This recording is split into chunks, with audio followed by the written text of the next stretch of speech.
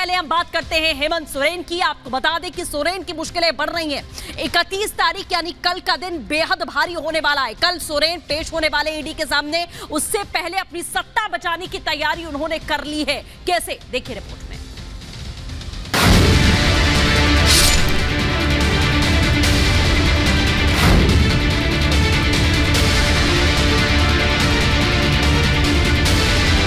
झारखंड के मुख्यमंत्री हेमंत सोरेन की मुश्किलें बढ़ती जा रही हैं। सीएम हेमंत सोरेन कथित लैंड स्कैम से जुड़े मनी लॉन्ड्रिंग मामले में बुरी तरह से घिरते नजर आ रहे हैं। 2 दिन से ईडी पूरे एक्शन में है। ईडी की टीम ने सोमवार को सोरेन के दिल्ली के शांति निकेतन में स्थित घर समेत 3 ठिकानों पर छापेमारी की। ईडी की टीम को सोरेन तो नहीं मिले, लेकिन जाते वक्त ईडी की टीम सोरेन की BMW कार अपने साथ ले गई। इसके साथ ही 36 लाख रुपए कैश और कई अहम दस्तावेज भी ईडी अपने साथ ले गई।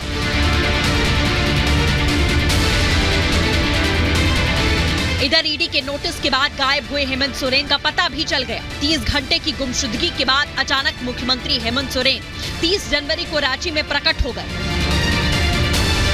रांची पहुंचकर हेमंत सोरेन ने अपनी पत्नी कल्पना सोरेन की मौजूदगी में सीएम हाउस में सत्ता पक्ष के विधायकों के साथ मीटिंग की। जेएमएम नेता सुप्रियो भट्टाचार्य ने प्रेस कॉन्फ्रेंस करके कहा कि झारखंड के सीएम के साथ क्रिमिनल जैसा व्यवहार किया जा रहा है।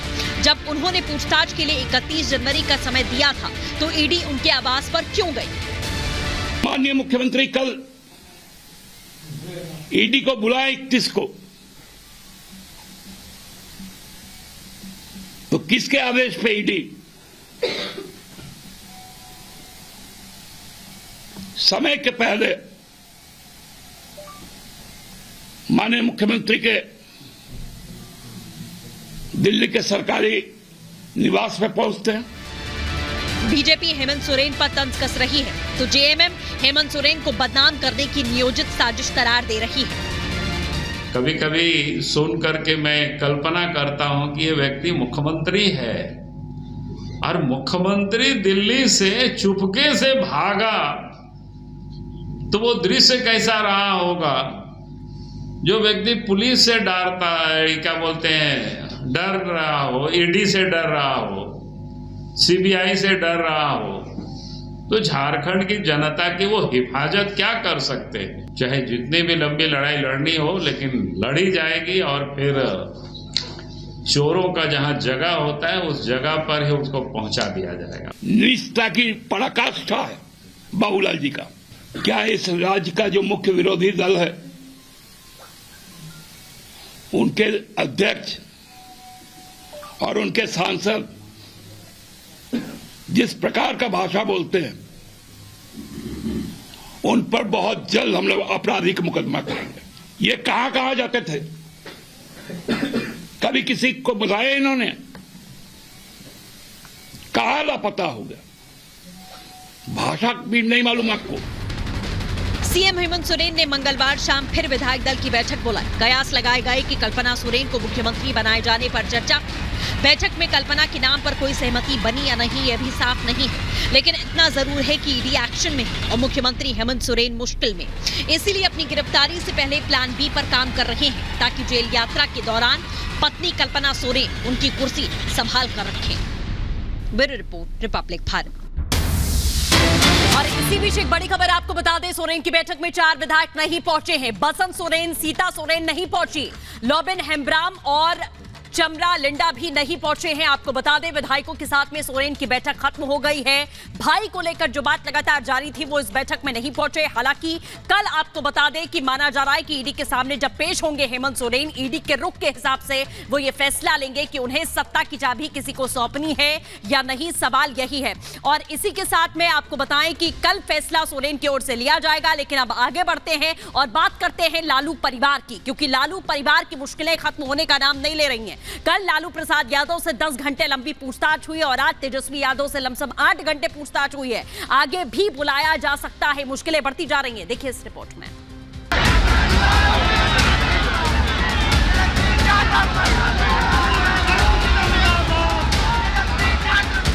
लालू परिवार पर ईडी का शिकंजा कसता जा रहा है।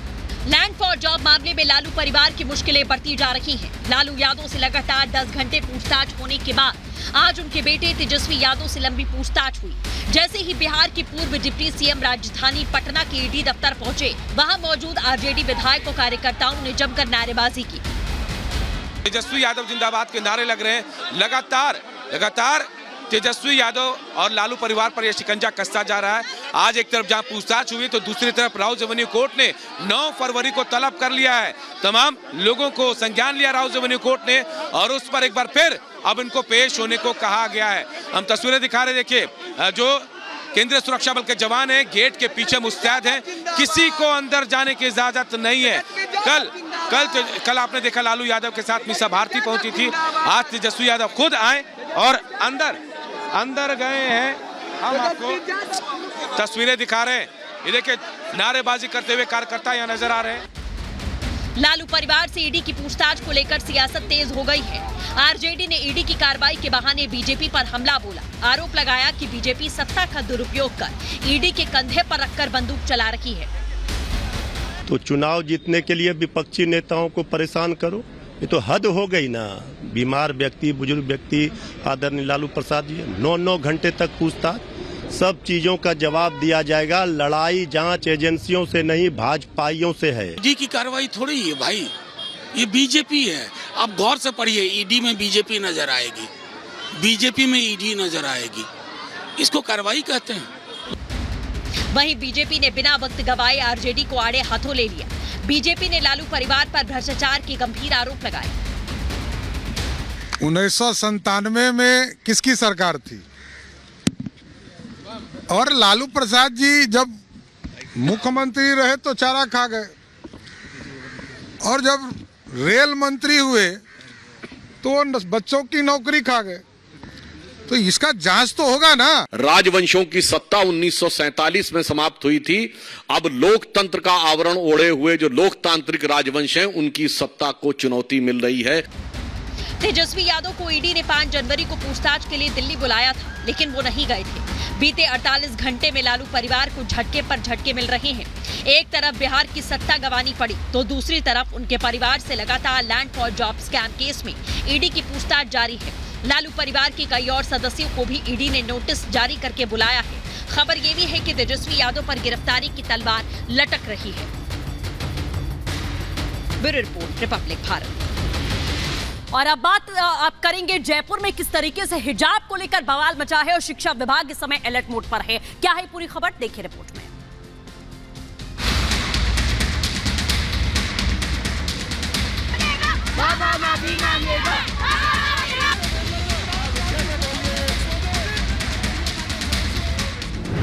कर्नाटक के बाद हिजाब विवाद ने अब राजस्थान में तूल पकड़ लिया है। राजस्थान में हिजाब पर बवाल बढ़ता ही जा रहा है। जयपुर के गंगपोल स्कूल की ये मुस्लिम छात्राएं हैं, लेकिन फिलहाल ये मुस्लिम छात्राएं अपने परिवार के साथ सुभाष चौक थाने को घेरे हुए दिखाई दे रही हैं। पहली बार चुनकर बीजेपी विधायक बने बाल मुकुंदाचार्य के खिलाफ ये मुस्लिम छात्राएं नारेबाजी कर रही हैं। गंगपोल स्कूल की इन मुस्लिम छात्राओं का आरोप है कि विधायक ने हमारे हिजाब को लेकर बातें कही है।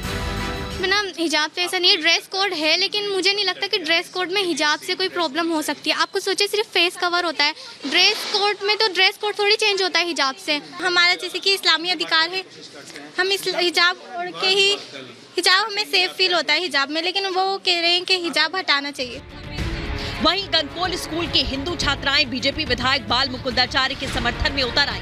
बीजेपी विधायक पर आरोपों को गलत ठहरा रही हैं। हिंदू छात्राओं का कहना है कि स्कूल में नमाज पढ़ाई जाती है, हाथ फैलाकर दुआ कराई जाती है। हम दुआ नहीं पढ़ना चाहते तो स्कूल से बाहर निकाल दिया जाता है।